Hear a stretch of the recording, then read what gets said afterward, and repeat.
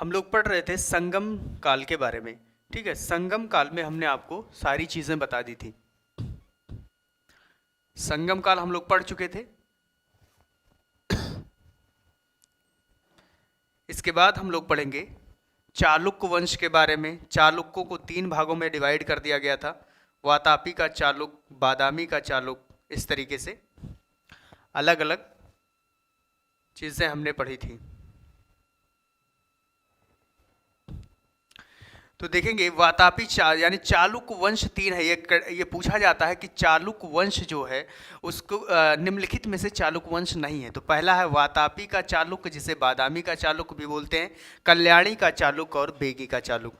तो 3 पहले तो ये नाम आप जरूर याद रखिएगा कि वातापी का चालुक्य, बादामी का चालुक्य या कल्याणी का चालुक्य क्या है।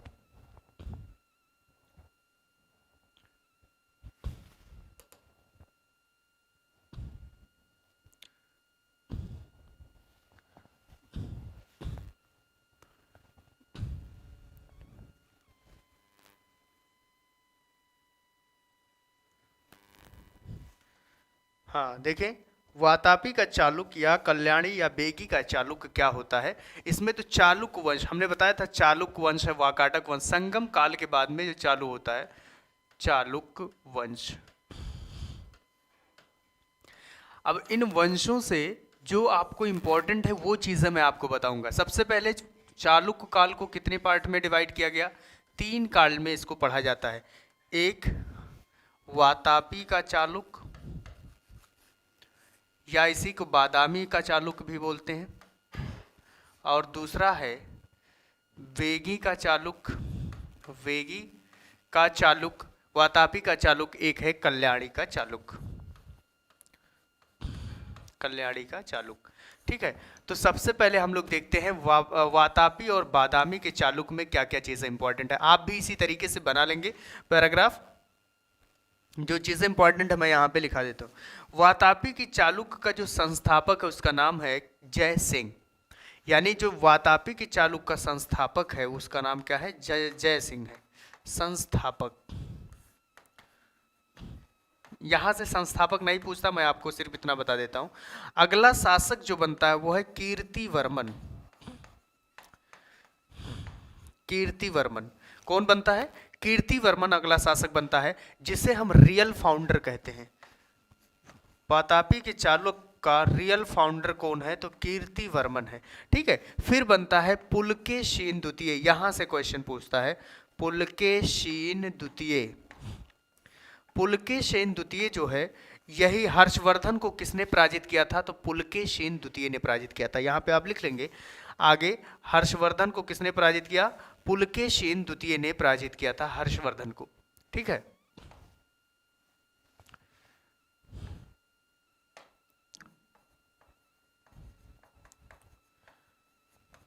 हर्षवर्धन को किसने पराजित किया? तो पुलकेशीन द्वितीय ने पराजित किया था।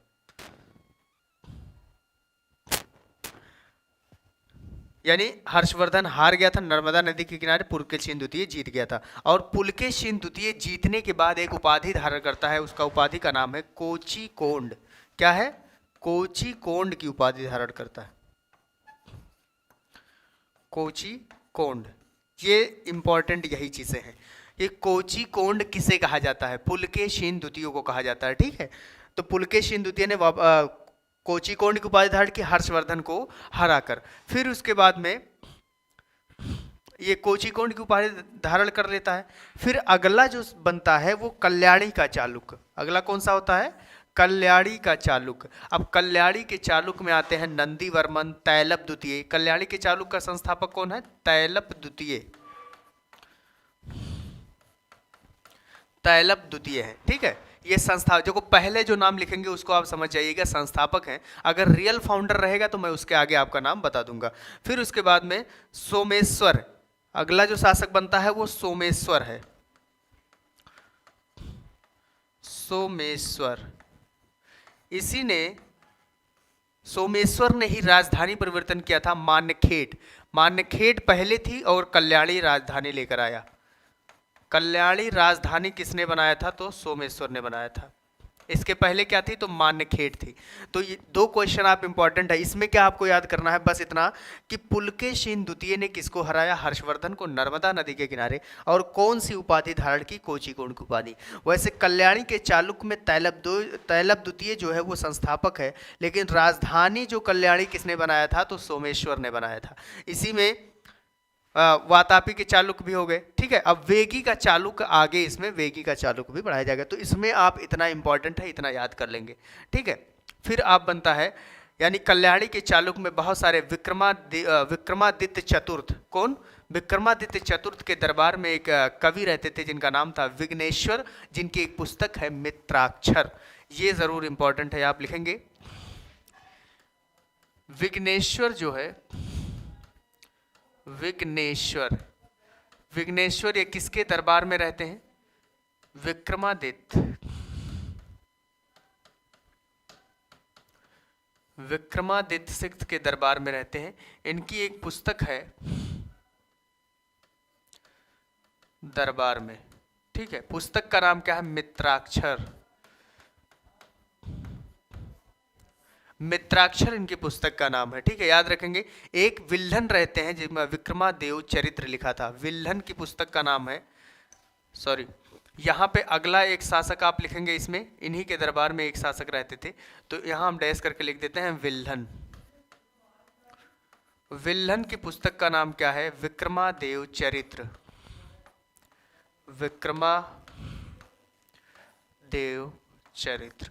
ये किताबें इंपॉर्टेंट है, जो चीज़ें इंपॉर्टेंट है, जो क्वेश्चन जहाँ से पूछा जाता है, मैं सारी चीज़ें आपके सामने डिस्कस करूंगा। तो इतना समझ में आया। पहले हमने बताया कि चालुक्य वंश 3 भागों में डिवाइड किया गया, वातापी का चालुक्य, कल्याणी का चालुक्य और वेगी का चालुक्य। वातापी की चालुक्य की अगर हम बात करते हैं तो वातापी के चालुक्य का संस्थापक जय सिंह था। उसके बाद जो बनता है वो जय सिंह के बाद बनता है, उसके बाद कीर्तिवर्मन, कीर्तिवर्मन के बाद में बनता है पुलकेशिन द्वितीय। पुलकेशिन द्वितीय को ही कोचिकोण कहा जाता है, क्योंकि इन्होंने हर्षवर्धन को हराकर कोची को जीत लिया था और कोचिकोण की उपाधि धारण की।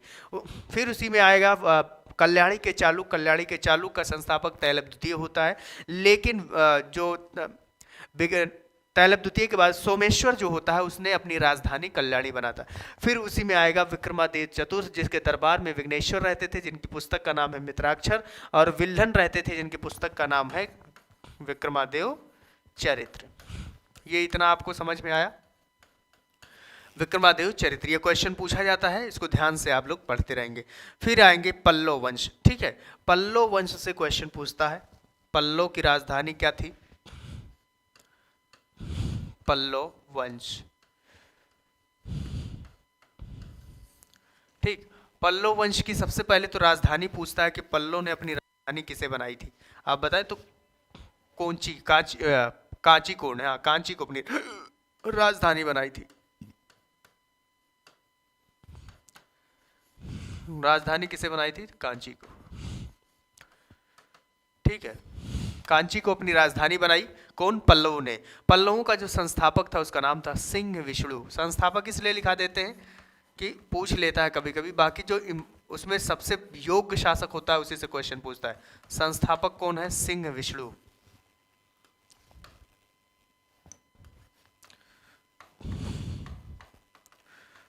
सिंह विष्णु, ध्यान रखेंगे। सिंह विष्णु जो है किसके संस्थापक हैं? तो पल्लवों के संस्थापक सिंह विष्णु है। इसके बाद जो बनते हैं उनका नाम है महेंद्र वर्मन, ठीक है। महेंद्र वर्मन के बाद में नरसिंह वर्मन बनते हैं। अब यहां से महेंद्र वर्मन, महेंद्र वर्मन, ठीक है। महेंद्र वर्मन के बाद को किसने पराजित किया था? तो पुलकेशिन द्वितीय ने भी इनको पराजित किया था। महेंद्र वर्मन को किसने पराजित किया? यहीं साइड में हम लिख देते हैं, पुलकेशिन सेकंड। ये जीत जाता है, इनको क्या कर देता है? पराजित कर देता है। फिर इन्हीं के बाद में बनते हैं नरसिंह वर्मन, और नरसिंह वर्मन ने पुलकेशिन द्वितीय को पराजित किया। नरसिंह वर्मन, नरसिंह वर्मन और पुलकेशिन द्वितीय की लड़ाई होती है, तो इनको पराजित कर देते हैं और नरसिंह वर्मन क्या हो जाते हैं? जीत जाते हैं, ठीक है। पुलकेशिन द्वितीय, नरसिंह वर्मन, और एक मंदिर बनवाते हैं। मंदिर कौन सा है? तो रथ मंदिर, जो कि कहाँ है? महाबलीपुरम में है। नरसिंह वर्मन ने एक मंदिर बनवाया था, रथ मंदिर। क्वेश्चन आया था इस बार, रथ मंदिर महाबलीपुरम। महाबलीपुरम में है रथ मंदिर।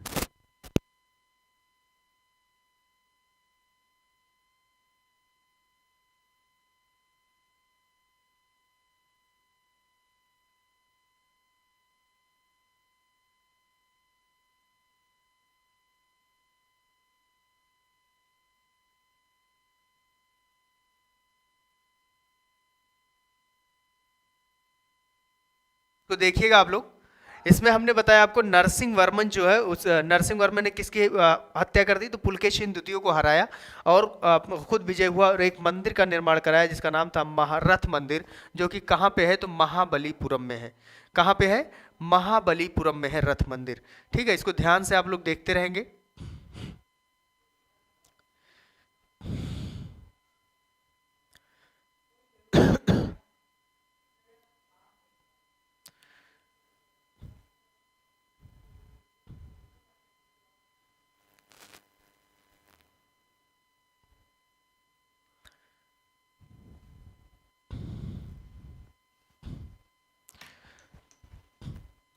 रथ मंदिर हो गया महाबलीपुरम, नरसिंह वर्मन हो गया। इसके बाद जो अगला शासक बनते हैं, हाँ, इसके बाद अगला शासक जो बनेंगे नरसिंह वर्मन द्वितीय, जिन्होंने कांची में कैलाश मंदिर बनवाया था। नरसिंह वर्मन द्वितीय, नरसिंह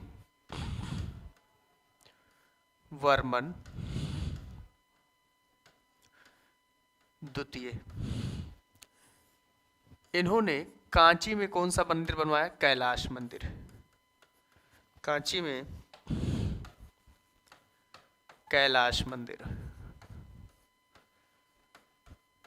कांची में कैलाश मंदिर किसने बनवाया था, तो नरसिंह वर्मन द्वितीय ने बनवाया था। ठीक है, और यही अंतिम शासक थे। इन्हीं के दरबार में दंडी नाम के एक कवि रहते थे। अंतिम शासक यानी कल्याणी के चालुक्य का अंतिम शासक कौन है, नरसिंह वर्मन द्वितीय, जिन्होंने कांची में कैलाश मंदिर बनवाया और इन्हीं के अंतिम शासक हैं ये। इनके दरबार में एक कवि रहते थे जिसका नाम था दंडी। दंडी नाम के कवि रहते थे जिनकी पुस्तक का नाम है 10 कुमार चरित्रम। क्या है, 10 कुमार चरित्रम। 10 कुमार चरित्रम पुस्तक किसकी है, तो दंडी की है, या कुमार चरित्रम भी लिखा रहता है इसमें, कुमार चरित्रम या 10 कुमार चरित्रम। ठीक है, कुमार चरित्रम या 10 कुमार चरित्रम दोनों लिखा रहता है। तो ध्यान रखिएगा, दंडी की किताब का नाम है कुमार चरित्रम। ये अंतिम शासक होते हैं। ठीक, और उसके बाद आता है चोल वंश। चोल वंश सबसे इंपॉर्टेंट क्यों है, जब हम लोग पढ़ते हैं, पॉलिटी पढ़ते हैं, तो उसमें आपको बताया जाएगा कि सबसे पहले पंचायतों का यानी ग्राम पंचायत का किन राजाओं ने मतलब चलाया था, तो चोल राजाओं ने ही चलाया था। चोल वंश, चोल वंश के बारे में अगर हम लोग बात करें,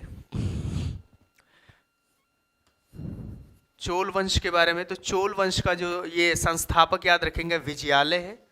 चोल वंश का संस्थापक कौन है, विजयालय। चोल वंश का संस्थापक विजयालय। पहला जो हम नाम लिखे उसको याद रखिएगा, ये संस्थापक ही लिखा गया है। ठीक है, चोल वंश का संस्थापक विजयालय। अब यहां से एक राजा याद रखिएगा, परांतक प्रथम। परांतक प्रथम जो है ये इसी का राजा है। इसने किसको हराकर मदुरई कोण की उपाधि धारण की थी, तो पांड और राजाओं को। ठीक है, पांड राजाओं को हराकर, पांड राजाओं को हराकर कौन सी उपाधि धारण की, तो मदुरई कोंड, यानी मदुरई को जीत लिया, मदुरई कोंड की उपाधि धारण की। किसको हराकर, पांड राजाओं को हराकर। ध्यान रखेंगे ये बातें। फिर उसके बाद में आता है राजेंद्र प्रथम, जो कि चोल वंश का ही है। राजेंद्र प्रथम, राजेंद्र प्रथम, इसने श्रीलंका पर अटैक किया था और वहां से 10,000 लोगों को लेकर आया, मजदूरों को लेकर आया, और उसने यानी बंगाल का शासक था। पहली बात तो ये आप जाने कि ये बंगाल का शासक था, बंगाल का शासक था। और इसने किस पर अटैक किया, तो श्रीलंका पर। श्रीलंका पर इसने आक्रमण किया। ठीक है, बंगाल पर भी इसने आक्रमण किया, श्रीलंका पर भी आक्रमण किया। जब इसने बंगाल पर आक्रमण किया, ध्यान रखेंगे, बंगाल पर आक्रमण जब इसने किया तो यहां से तीन चीजें आप समझ में आई। बंगाल पर आक्रमण किया और वहां से गंगा जल लेकर आया, और गंगा जल लेकर आया तो उपाधि धारण की गंगई कोंड। गंगा जल लेकर आया तो क्या उपाधि धारण की? गंगई कोंड की उपाधि। और उसके बाद में शहर में एक तालाब खुदवाया और उसमें गंगा जल को मिलाया, उसे कहा गया गंगई कोंड चोलपुरम। गंगई कोंड चोलपुरम, ठीक है। गंगा जल को किसमें मिलाया? तो उसी तालाब में, उसे कहा गया गंगई कोंड चोलपुरम, ठीक है। तालाब का नाम था चोल गंगा। तालाब का नाम क्या खुदाया? उसका नाम रखा चोल गंगा, चोल गंगम, ठीक है। अब देखो तीन चीजें, बंगाल से गंगा जल को लिया तो उपाधि धारण की गंगई कोंड की, अपने शहर आया चोल में तो वहां पे एक तालाब खुदवाया जिसका नाम था चोल गंगम, और उसमें जब गंगा जल को डाल दिया तो उस शहर का नाम रखा गया गंगई कोंड चोलपुरम। ये शहर का नाम है। ये गंगा जल लेकर आया तब अपना उपाधि धारण किया, और ये तालाब का नाम। तो ये तीन चीजें याद रखेंगे किससे? राजेंद्र प्रथम से। इसमें सबसे इंपॉर्टेंट यही शासक है, राजेंद्र प्रथम, ठीक है। लास्ट शासक राजेंद्र थर्ड था। अब ये इंपॉर्टेंट है इसलिए हमने आपको बता दिया। तो चोल वंश ने सबसे पहले क्या चालू किया था? चोलों ने सबसे पहले पंचायत के बारे में, यानी ग्राम पंचायत का, यानी कहा जाता ना पंचायत का विकेंद्रीकरण किसने किया? तो चोल राजाओं ने किया था सबसे पहले। तो पंचायत का भी सबसे पहले बात किसने किया था? चोल राजाओं ने किया था। ये पढ़ाया जाता है किसमें? पॉलिटी में, ठीक। इसके बाद हम लोग पढ़ेंगे राष्ट्रकूट वंश। राष्ट्रकूट वंश भी उस समय बहुत महान शासक थे राष्ट्रकूट, जिसके संस्थापक थे दंती दुर्ग। और दंती दुर्ग जो है उन्होंने फिर उसके बाद कृष्ण प्रथम बनते हैं, जिन्होंने एलोरा में कैलाश मंदिर बनवाते हैं। और इसी के समय में त्रिपक्षीय संघर्ष चालू हो जाता है जिसमें ध्रुव भाग लेते हैं। फिर अगला बनते हैं, जैसे इंद्र तृतीय होते, उन्हीं के दरबार में अलमसूदी आता है। अलमसूदी एक मतलब अरब यात्री है अलमसूदी, ठीक है। फिर कृष्ण कर्क द्वितीय है। तो अलग अलग शासक होते हैं। तो हम लोग अब पढ़ेंगे राष्ट्रकूटाज वंश या राष्ट्रकूट वंश।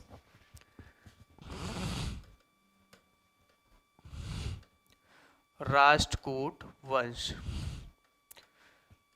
राष्ट्रकूट वंश के बारे में, इसका संस्थापक कौन है? दंती दुर्ग, संस्थापक।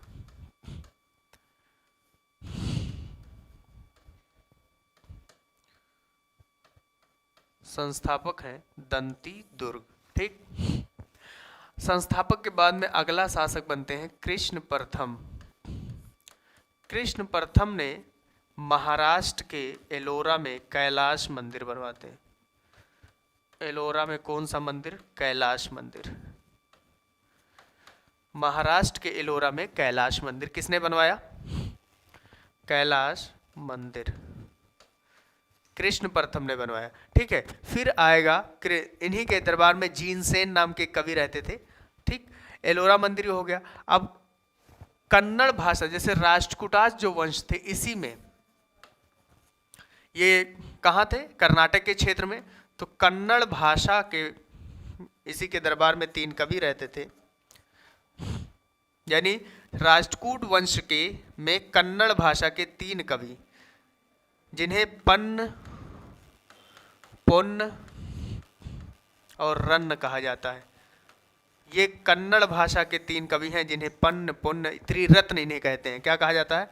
त्रिरत्न। जैसे हम लोग त्रिरत्न, ठीक है। जैसे हम लोग अकबर के दरबार में नवरत्न थे, विक्रमादित्य के दरबार में नवरत्न थे, इसी तरीके से कन्नड़ भाषा के त्रिरत्न किसे कहा जाता है? पन्न, पुन्न, रन्न को कहा जाता है। ये ध्यान रखेंगे, इसमें इंपॉर्टेंट है ये सारी चीजें।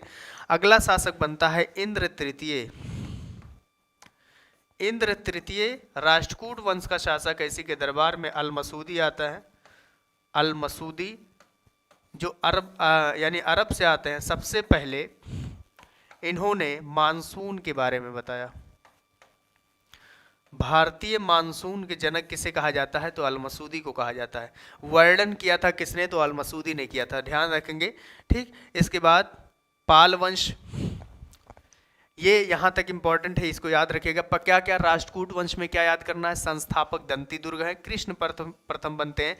जो महाराष्ट्र, एमएच का मतलब होता है महाराष्ट्र, महाराष्ट्र में जिन्होंने एलोरा मंदिर एलोरा में कैलाश मंदिर बनवाया, कैलाश एलोरा में स्थापित है। कन्नड़ भाषा के त्रिरत्न राष्ट्रकूट वंश में रहते थे। आमोघ वर्ष, अगर राजा पूछेगा किसके दरबार में, तो राजा याद रखिएगा आमोघ वर्ष।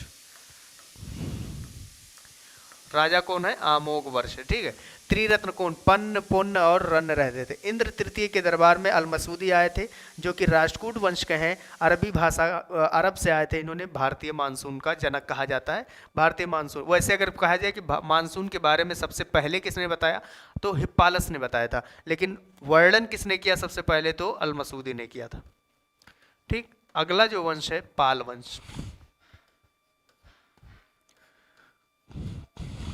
अगला कौन सा वंश है?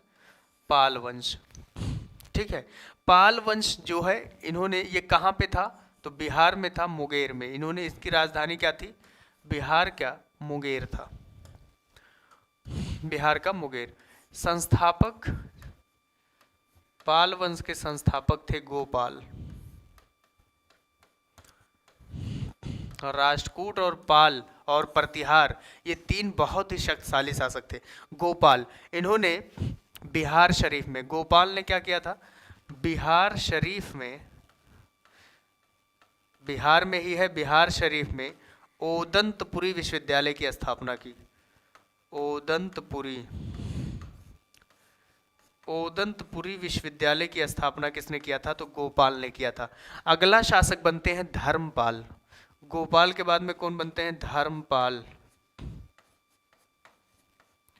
धर्मपाल, धर्मपाल ने भी एक विश्वविद्यालय की स्थापना की भागलपुर में, जिसका नाम था विक्रमशिला विश्वविद्यालय। ठीक है, विक्रमशिला विश्वविद्यालय कहाँ पे है? तो भागलपुर में।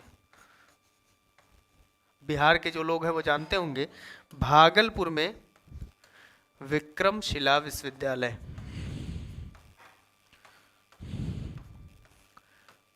विक्रमशिला विश्वविद्यालय की स्थापना किसने किया था? तो धर्मपाल ने किया था। ठीक है, इसके बाद आएंगे देवपाल। धर्मपाल के बाद में कौन आएंगे? देवपाल। धर्मपाल के बाद में देवपाल। इनके दरबार में एक अरब यात्री आए थे।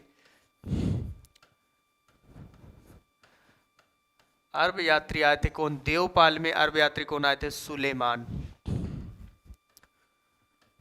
ये मिलान में क्वेश्चन ये पूछता है ज्यादातर, एक तरफ यात्री को दे देगा, एक तरफ राजाओं को दे देगा, किसमें कौन सा? जैसे हुएनसांग दे दिया, फाहियान दे दिया, सुलेमान दे दिया और अल-मसूदी दे दिया, फिर राजा दे देगा, तो इसको मिलाना पड़ता है।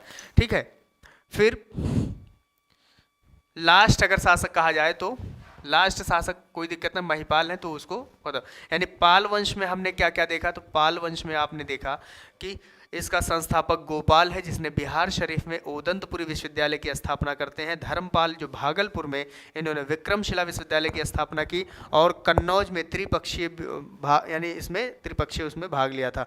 फिर अगला आते हैं देवपाल, जिनके दरबार में सुलेमान नाम के एक अरब यात्री आते हैं। फिर महिपाल जो द्वितीय संस्थापक कहा जाता है। ठीक है, महिपाल, फिर इसके बाद में ये अंतिम शासक हो जाते हैं। फिर हम लोग पढ़ेंगे सेन वंश के बारे में। सेन वंश में ज़्यादा कुछ नहीं है। ठीक है, सामंत जो याद रखेंगे, ये जो फाउंडर थे सामंत सेन थे, फिर विजय सेन थे, इसके बाद में वल्लभ सेन और लक्ष्मण सेन। तो दो इंपॉर्टेंट है सेन वंश में, यहीं पे हम लिख देते हैं।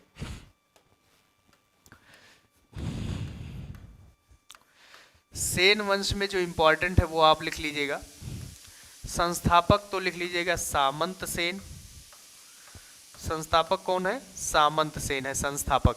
ठीक है, उसके बाद संस्थापक तो याद हो गया सामंत सेन। तो विजय सेन ये रियल फाउंडर, लेकिन इन्हें वल्लभ सेन याद रखिएगा और लक्ष्मण सेन। वल्लभ सेन। वल्लभ सेन से क्या क्वेश्चन पूछा जाता है? तो वल्लभ सेन के दरबार में ये साहित्य प्रेमी थे। इन्होंने दान सागर और अद्भुत सागर दो साहित्य लिखे थे। दान सागर और अद्भुत, दान सागर और अद्भुत सागर, ये दो साहित्य इन्होंने लिखा था। अगला शासक है लक्ष्मण सेन। लक्ष्मण सेन, इनके दरबार में जयदेव रहते थे। जयदेव जिन्होंने क्या लिखा था, गीत गोविंद। गीत गीत गोविंद किसने लिखा था, तो जयदेव ने लिखा था। किसके दरबार में रहते थे, लक्ष्मण सेन में। यही अंतिम शासक है, ये इंपॉर्टेंट है और ये दोनों याद रखिएगा। बाकी सेन वंश के संस्थापक सामंत सेन, विजयालय उसके बाद बनते हैं। वल्लभ सेन ने, ये साहित्य प्रेमी थे, इन्होंने दो साहित्य लिखा। एक का नाम क्या था, साहित्य ये इन्हीं का है, दान सागर अद्भुत सागर। लक्ष्मण सेन के दरबार में रहते थे जयदेव, और जयदेव की पुस्तक का नाम है गीत गोविंद। क्या नाम है, गीत गोविंद। आप सुने भी होंगे, गीत गोविंद किसकी है, तो जयदेव की है। ठीक है।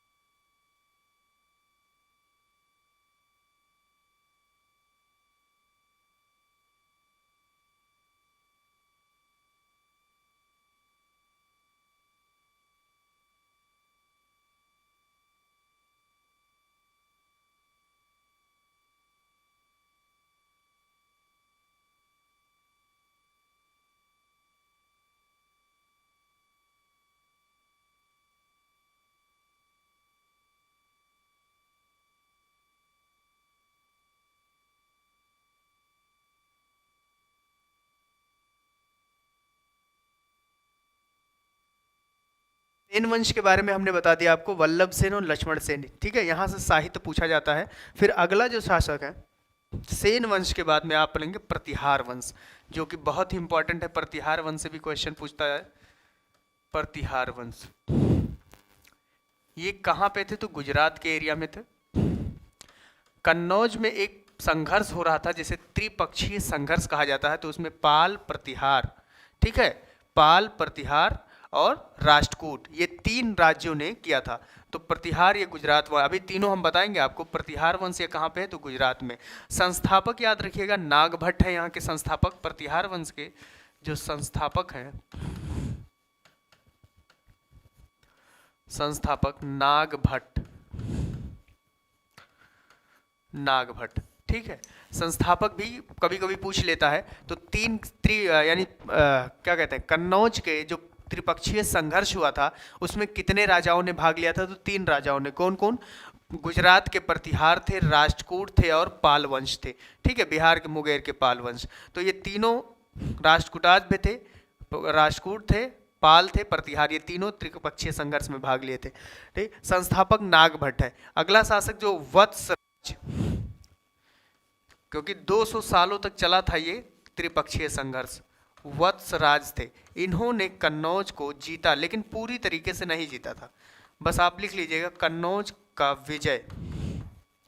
कन्नौज को विजय किया किसने, वत्सराज ने। अगला शासक आएगा भीम प्रथम। कौन आएंगे, सॉरी, मिहिर भोज। मिहिर भोज आएंगे, मिहिर भोज, जिन्होंने कन्नौज को पूर्ण रूप से जीत लिया। याद रखेंगे, पूर्ण रूप से कन्नौज को जीत लिया।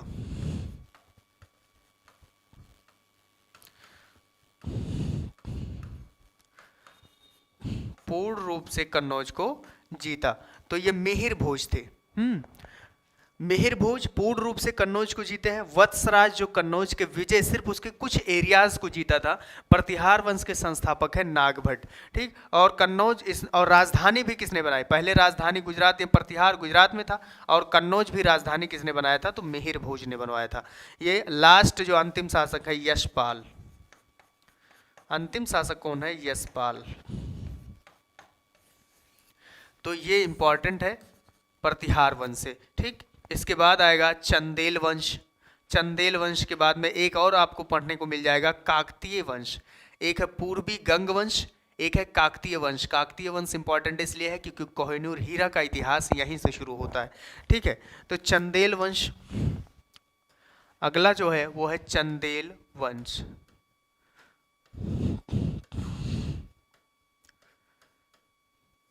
चंदेल वंश ध्यान रखेंगे, चंदेल वंश का जो संस्थापक है उसे संस्थापक का नाम है नन्नुक। संस्थापक कौन है? चंदेल वंश का संस्थापक है नन्नुक। ठीक है, फिर आते हैं यशोवर्मन। नन्नुक के बाद में कौन आते हैं? यशोवर्मन। यशोवर, इन्होंने विष्णु मंदिर का निर्माण कराया था। किस मंदिर का? विष्णु मंदिर का निर्माण किसने कराया था? तो यशोवर्मन ने करवाया था। ठीक है, उसी को चतुर्भुज मंदिर भी कहा जाता है। विष्णु मंदिर,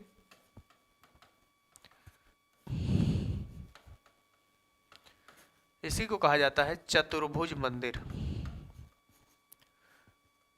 चतुर्भुज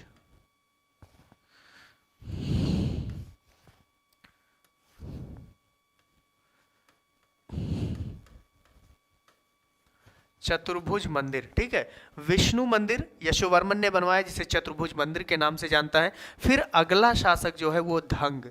अब ये इंपॉर्टेंट इसलिए है क्योंकि यहाँ पे मंदिरों का निर्माण ज़्यादा हुआ। चंदेल वंश में हो गया, उसके बाद राष्ट्रकूट वंश में हो गया, सेन वंश में हो गया, इसमें मंदिरों का निर्माण ज़्यादा हुआ। तो याद रखेंगे नन्नुक तो संस्थापक है, यशोवर्मन जो अगला शासक है उन्होंने विष्णु मंदिर बनवाया जिसे चतुर्भुज मंदिर के नाम से जानते हैं। धंग ने बनवाया कंदरिया महादेव का मंदिर जो खजुराहो में है, मध्य प्रदेश के खजुराहो में। तो लिख लेंगे मध्य प्रदेश के कहाँ पे? खजुराहो में कौन सा मंदिर है? कंदरिया महादेव का मंदिर। कंदरिया महादेव का मंदिर।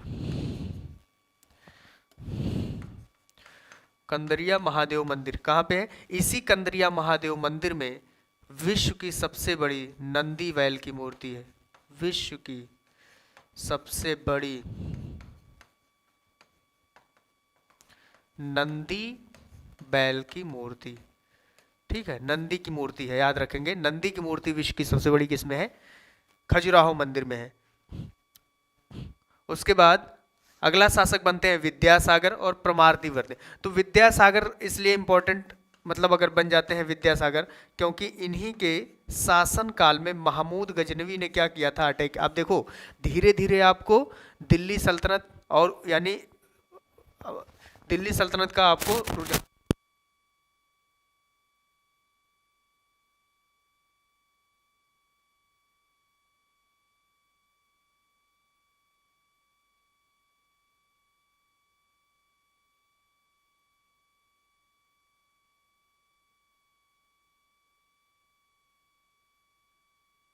सागर, विद्यासागर इसलिए इंपॉर्टेंट है कि इसी के दरबार में जब इनका शासन काल था तो महमूद गजनवी ने क्या किया था? अटैक किया था और इन्होंने सरेंडर बोल दिया था। जब इन्होंने सरेंडर बोल दिया महमूद, तो राज्यपाल यानी विद्यासागर ने, यानी इन्हीं के दरबार महमूद गजनवी ने सरेंडर बोला।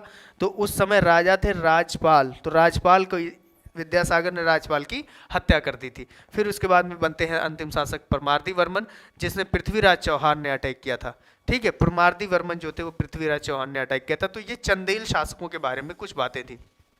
आपको याद क्या करना है? यशोवर्मन याद रहेगा, आपको धंग याद रहेगा और विद्यासागर।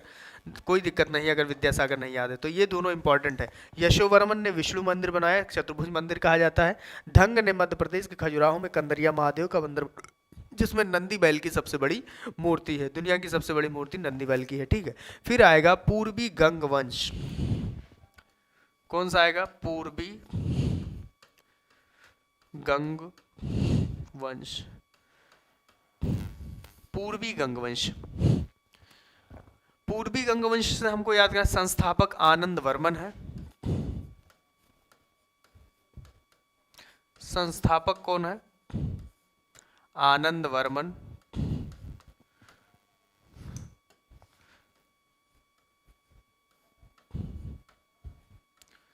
संस्थापक है आनंद वर्मन। कौन?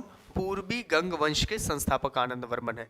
ठीक है, अब आनंद वर्मन ने क्या किया था? पुरी में जगन्नाथ मंदिर, इंपॉर्टेंट है इसलिए मैं बार बार इस पे फोकस कर रहा हूं।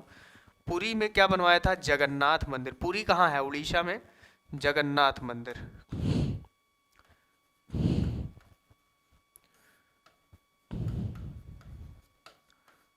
पुरी में जगन्नाथ मंदिर किसने बनवाया था? बताइए, पुरी में जगन्नाथ मंदिर किसने बनवाया था? आनंद वर्मन ने। फिर अगला शासक बनते हैं नरसिंह वर्मन प्रथम। नरसिंह प्रथम, नरसिंह वर्मन नहीं, नरसिंह प्रथम बनते हैं अगला शासक। और इन्होंने भी मंदिर का निर्माण किया था कोणार्क में सूर्य मंदिर। आपसे पूछा जाएगा जो कोणार्क में सूर्य मंदिर है, कोणार्क भी कहाँ पे है? ये उड़ीसा में है। सन टेम्पल जिसे सूर्य मंदिर कहा जाता है, सूर्य मंदिर या सन टेम्पल। तो सन टेम्पल का निर्माण किसने कराया था? नरसिंह ने करवाया था। सन टेम्पल का निर्माण किसने कराया? नरसिंह प्रथम ने करवाया था। कोणार्क में है ये सन टेम्पल या सूर्य मंदिर। ठीक है, इसके बाद आएंगे नरसिंह देव। नरसिंह प्रथम, फिर आएंगे नरसिंह देव। अगला शासक जो है वो नरसिंह देव है। नरसिंह देव ने कलिंग में भुवनेश्वर मंदिर बना। कलिंग में क्या बनवाया था? भुवनेश्वर में लिंगराज मंदिर। भुवनेश्वर भी कहाँ? तीनों के तीनों उड़ीसा में है। भुवनेश्वर में लिंगराज मंदिर।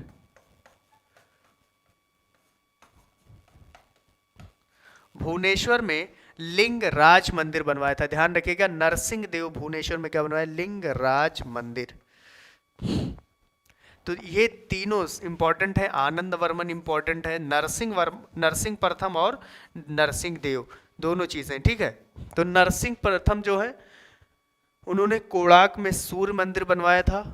आनंद वर्मन पुरी में जगन्नाथ मंदिर। नरसिंह देव ने भुवनेश्वर में कलिंगराज मंदिर। जब आप मैप देखेंगे तो इस तरीके से मैप अगर देखेंगे तो उड़ीसा जैसे ये है, ये उड़ीसा है।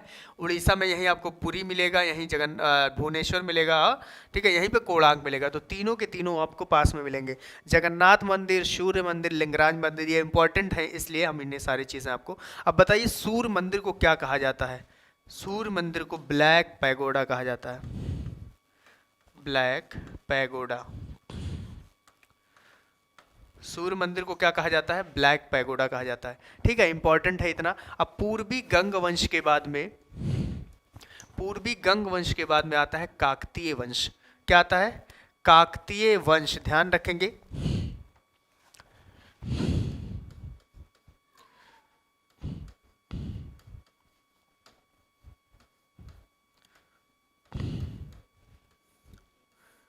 पूर्वी गंग वंश के बाद में आता है काकतीय वंश। ठीक है, काकतीय वंश हमने बताया था ये वारंगल में, तेलंगाना के पास में था। काकतीय वंश कहाँ पे? वारंगल। ये कहाँ पे है? तो तेलंगाना में है, तेलंगाना। ये क्यों इंपॉर्टेंट है? क्योंकि यहीं से कोहिनूर हीरा, अभी इतिहास बताएंगे आपको कोहिनूर हीरा का। काकतीय वंश का सबसे पहले संस्थापक याद रखेंगे। काकतीय वंश के संस्थापक कौन है? तो काकतीय वंश के तरह बीटा प्रथम। कौन है? बीटा प्रथम। अगला शासक बनेंगे बीटा प्रथम के बाद में रुद्र प्रथम। रुद्र प्रथम।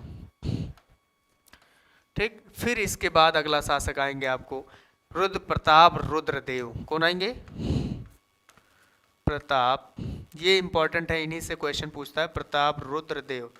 अब प्रताप रुद्रदेव ने, ध्यान रखेंगे, इन्हीं के दरबार में अलाउद्दीन खिलजी का एक सेनापति था मलिक काफूर। कौन था? मलिक काफूर। ये अटैक करता है किनके ऊपर? प्रताप रुद्रदेव के ऊपर। मलिक काफूर, इसे 1000 दिनारी भी कहा जाता है क्योंकि यह इसे 1000 दिनार में खरीदा गया था। 1000 दिनारी। मलिक काफूर इन पे अटैक करता है और ये अपने आप को सरेंडर बोल देते हैं। प्रताप रुद्रदेव सरेंडर बोल देते हैं और ये अपनी मूर्ति, अपनी सोने की मूर्ति, सोने की मूर्ति जंजीर में लपेटकर और साथ में कोहेनूर हीरा मूर्ति और साथ में कोहेनूर हीरा, कोहेनूर हीरा ये किसको दे देते हैं? तो मलिक काफूर को दे देते हैं। मलिक काफूर को ले जाकर किसको देता है? अलाउद्दीन खिलजी को। तो प्रताप रुद्रदेव से इंपॉर्टेंट याद रखिएगा, यहीं से कोहेनूर हीरा की कहानी शुरू होती है। प्रताप रुद्रदेव मलिक काफूर जो है वो अटैक करता है, ये अपनी सोने की मूर्ति को जंजीर में लपेटकर, किसको जंजीर में लपेटकर का मतलब वो क्या करते हैं? सरेंडर बोल देते हैं उन्होंने, वो समर्पण कर देते हैं। फिर साथ में कोहेनूर हीरा भी किसको दे देते हैं? मलिक काफूर को। और मलिक काफूर ले जाकर किसको देता है? अलाउद्दीन खिलजी को। फिर वो खिलजी वंश में जाता है, फिर तुगलक वंश में जाता है, फिर सैयद वंश में जाता है, फिर लोधी वंश में जाता है। लोधी वंश का अंतिम शासक इब्राहिम लोधी होता है जिस पर बाबर अटैक करता है। बाबर से फिर मुगलों में जाता है, तो बाबर, फिर हुमायूं, फिर अकबर, फिर जहांगीर, शाहजहां, औरंगजेब, बहादुर शाह, उसके बाद फारूक सियक, रोशन अख्तर, मोज़्ज़म, उसके बाद रोशन अख्तर, इस तरीके से मोहम्मद शाह, शाह आलम द्वितीय, ऐसे ऐसे बहादुर शाह जफर में था। फिर बहादुर शाह जफर पे जब अटैक करते हैं अंग्रेज, और यहीं पे कोहेनूर हीरा, यानी जब आप मतलब बहादुर शाह जफर तक नहीं पहुंचता कहाँ तक है? मोहम्मद शाह, जिसे रंगीला बादशाह के नाम से जानते हैं। फिर उसी पे अटैक करता है एशिया का नेपोलियन, जिसे नादिर शाह दुर्रानी कहा जाता है। नादिर शाह दुर्रानी मयूर सिंहासन को लेकर ही चला जाता है और उसी के बीच में लगा रहता है कोहिनूर हीरा। तो वहीं से कोहिनूर हीरा यूरोप में चला जाता है और आज भी वो महारानी के मुकुट में लगाया गया है। ठीक है, तो यहाँ से प्रताप रुद्रदेव याद रखिएगा, ये कोहिनूर हीरा। फिर इसके बाद में आएगा, आगे हम लोग पढ़ेंगे इसमें कश्मीर के इतिहास के बारे में। किसके इतिहास में? कश्मीर के इतिहास के बारे में। तो जो चीज़ें हम यहाँ पे अभी बताए हैं आप देखें। इसके बाद आता है यादव वंश। तो यादव वंश में उतना आपको इम्पोर्टेंट नहीं है। इन मलिक काफूर ने भी पराजित करता है रामचंद्र देव को। और अंतिम शासक होते होयसल वंश। होयसल वंश जो था वो, उसके जो शासक थे विष्णुवर्धन, उन्होंने चेन्ना केशव मंदिर की स्थापना करती। अगर लिखना चाहें तो आप लिख ले डायरेक्ट ऐसे कि चेन्ना केशव मंदिर।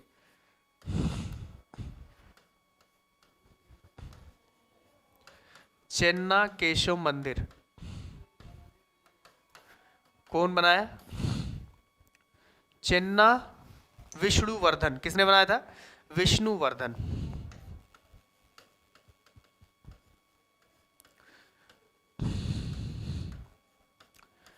चेन्ना केशववर्धन किसने बनाया? विष्णुवर्धन ने। ये मंदिर है, ठीक है। तो ये इंपॉर्टेंट है। जितना हम लोग पढ़े उसको रिवाइज करते हैं।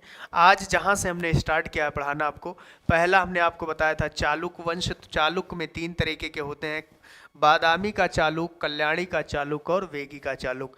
संस्थापक तो कौन थे? जय सिंह थे संस्थापक। अगला शासक जो बनते हैं कीर्तिवर्मन, जो रियल फाउंडर माना जाता है उन्हें। पुलकेशिन द्वितीय ने हर्षवर्धन को नर्मदा नदी के किनारे हराया और कोची को जीतकर कोची कोंड की उपाधि धारण की। अगला आगे हम लोग बढ़ते हैं। देखें आगे, फिर हमने बताया विघ्नेश्वर जो थे, इन्हीं यानी कल्याणी के चालुक में थे। विक्रमादित्य 6 के दरबार में रहते थे। इनकी पुस्तक का नाम है मित्राक्षर। और उसके बाद में ये बुक है। विल्हन रहते थे जिनकी पुस्तक का नाम है विक्रमादेव चरित्र। अगला पाल वंश। पाल वंश की राजधानी थी कोची। इनका संस्थापक थे सिंह विष्णु। अगला शासक थे महेंद्र वर्मन। महेंद्र वर्मन ने पुलकेशिन द्वितीय को, यानी पुलकेशिन द्वितीय ने महेंद्र वर्मन को भी हराया था। फिर उसी के शासक थे नरसिंह वर्मन, जिसने पुलकेशिन द्वितीय को हराया और रथ मंदिर यानी महाबलीपुरम मंदिर का निर्माण किया। अगली तो हमने बताया नरसिंह वर्मन द्वितीय। नरसिंह वर्मन द्वितीय ने कांची में बनवाया था कैलाश मंदिर। अंतिम शासक थे। इन्हीं के दरबार में कवि दांडी रहते थे, जिनके पुस्तक का नाम है कुमार चरित्र। ठीक है, 10 कुमार चरित्रम भी उन्हीं की पुस्तक है। चोल वंश जो है, चोल वंश सबसे पहले पंचायत के बारे में या कहा जाए कि स्थानीय, पंचायत ना लिखकर हम यहाँ पे लिख दें स्थानीय स्वशासन के जनक। स्थानीय स्वशासन सबसे पहले किसने चालू किया था? चोल वंश ने। और भारत में जनक किसे कहा जाता है? लॉर्ड रेपेन को। तो ध्यान रखेंगे, चोल वंश का संस्थापक कौन थे? विजयालय था। विजयालय के बाद परांतक प्रथम, जिन्होंने पांड राजाओं को हराया था, मदुरई कोंड की उपाधि धारण की, और इसने गंगा जल लेकर आया जिसे गंगई कुंड कहा गया। कौन? राजेंद्र प्रथम। राजेंद्र प्रथम ने बंगाल पर आक्रमण किया, श्रीलंका पर भी आक्रमण किया था इसने। बंगाल पर आक्रमण करने के बाद में इसने गंगा जल लाया जिसे गंगई कुंड के ऊपर कहा गया, शहर बसाया जिसे गंगई चोलपुरम कहा गया, और उसी शहर में एक तालाब खुदवाया जिसका नाम चोलगंगम था। उसमें एक तालाब में जब गंगा को डाला तो उसका नाम चेंज कर दिया गंगई कुंड चोलपुरम। आगे हमने बताया राष्ट्रकूट वंश के बारे में। संस्थापक थे दंतीवर्ग दुर्ग और कृष्ण प्रथम थे, जिसने महाराष्ट्र में एलोरा और कैलाश मंदिर का निर्माण किया। उसके बाद कन्नड़ भाषा के त्रिरत्न रहते थे उन्हीं के दरबार में, जिसे पन्न पुन्न और रन्न कहा जाता है। कन्नड़ भाषा के त्रिरत्न कौन है? पन्न पुन्न और रन्न। इंद्र तृतीय थे, अलमसूदी थे, जिन्हें याद रखिएगा, अलमसूदी अरब से आए थे, जिसे भारतीय मानसून का जनक कहा जाता है। पाल वंश में याद रखिएगा, मुगेर में थी पाल वंश। मुगेर से दो चीजें ये इंपॉर्टेंट है, अगर लिखना चाहें तो आप लिख सकते हैं। मीर का किला भी कहाँ, जब हम आगे पढ़ाएंगे तो बताएंगे आपको। मीर कासिम का किला भी कहाँ पे है? मुगेर में है। सिगरेट फैक्ट्री भी कहाँ पे है? मुगेर में है। गोला बारूद फैक्ट्री, सिगरेट फैक्ट्री, गोला बारूद फैक्ट्री, सब ये रिमार्क में लिखेंगे आप। रिमार्क कहने का मतलब ये आगे पढ़ाएंगे आपको। संस्थापक गोपाल थे, जिन्होंने बिहार शरीफ में उदंतपुरी विश्वविद्यालय की स्थापना की। धर्मपाल अगला शासक बनते हैं, जिन्होंने भागलपुर में विक्रमशिला विश्वविद्यालय की स्थापना की। आगे हम लोग पढ़े देवपाल, जो अंतिम शासक थे, इन्हीं के दरबार में सुलेमान नाम का अरब यात्री आया था। फिर आएगा सेन वंश। सेन वंश का संस्थापक सामंत सेन थे। वल्लभ सेन साहित्य प्रेमी थे, और उनके दो साहित्य कौन कौन से हैं? प्रदान सागर और अद्भुत सागर।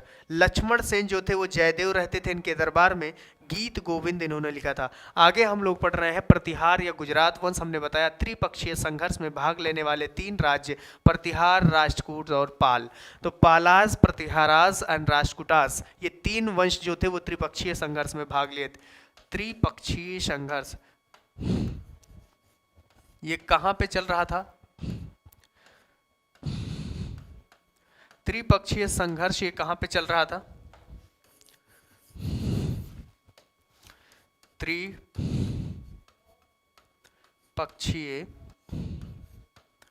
संघर्ष ये कहां पे चल रहा था?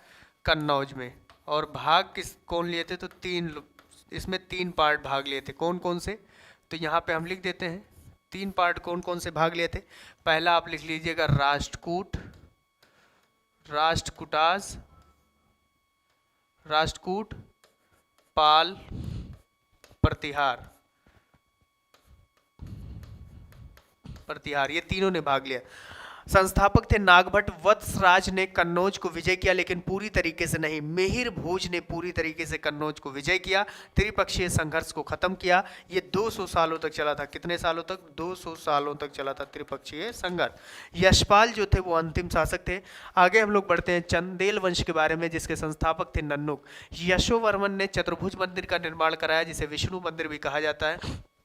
धंग ने मध्य प्रदेश के खजुराहो में कंदरिया महादेव का मंदिर बनवाया, जिसमें नंदी की सबसे बड़ी मूर्ति है। विद्यासागर जो थे अंतिम शासक थे, जिसने मोहम्मद यानी राज्यपाल की हत्या की थी। आगे हमने बताया आपको पूर्वी गंगवंश के संस्थापक थे आनंद वर्मन, जिन्होंने पुरी में, उड़ीसा में तीनों है, पुरी में कौन सा? जगन्नाथ मंदिर बैल कहा है। नरसिंह वर्मन ने कोड़ागे, देखो सन मंदिर को कहा जाता है ब्लैक पैगोडा, नरसिंह प्रथम ने बनवाया था। नरसिंह देव ने भुवनेश्वर में कलिंग राज मंदिर बनवाया, जो कि उड़ीसा में। आगे हम लोग बढ़ते हैं काकतीय वंश के बारे में, जो वारांगल वंश के नाम से जाना जाता है। तेलंगाना के क्षेत्र में था। इसका जो संस्थापक था बीटा प्रथम। फिर उसके बाद में रुद्र प्रथम, जो जिसे याद करना है आपको, प्रताप रुद्रदेव के समय में ही मलिक काफूर ने अटैक किया था, और इन्होंने मलिक काफूर की स्वाधीनता को स्वीकार किया और अपनी मूर्ति को जंजीर से लपेटकर और साथ में कोहिनूर हीरा भी किसे दे दिया? मलिक काफूर को। इसे 1000 दीनारी कहा जाता है।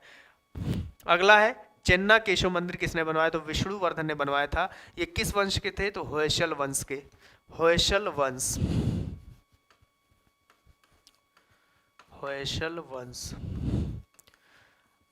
ये यहाँ तक हमने आपको पूरी कंप्लीट कर दी। अब हमारा शुरू होगा यानी पूर्व मध्यकालीन, जिसे कश्मीर का इतिहास कहा जाता है।